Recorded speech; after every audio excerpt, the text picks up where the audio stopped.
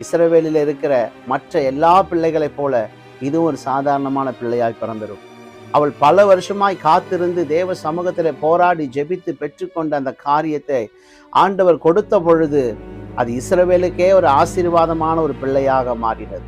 இந்த சாமுவேல் 3 விதமான காரியத்திலே இஸ்ரவேலிலே இருந்த ஒரு மனிதன். ஒன்று, அவர் தீர்க்கதரிசி.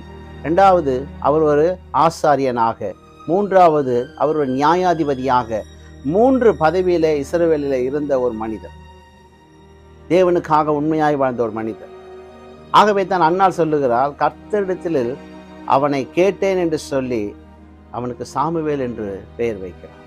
அருமையான தேவ ஜனமே, இந்த வார்த்தையை கேட்கிற நீங்களும் கூட ஆண்டவரிடத்துல இத்தனை வருஷம் நீங்க கேட்டிருக்கலாம். இதுவரைக்கும் நீங்க கேட்ட காரியம் உங்களுக்கு கிடைக்காம இருந்திருக்கலாம். ஆனா இந்த வருஷம் கர்த்தர் நம்மை நினைத்திருக்கிறபடினாலே நிச்சயமாக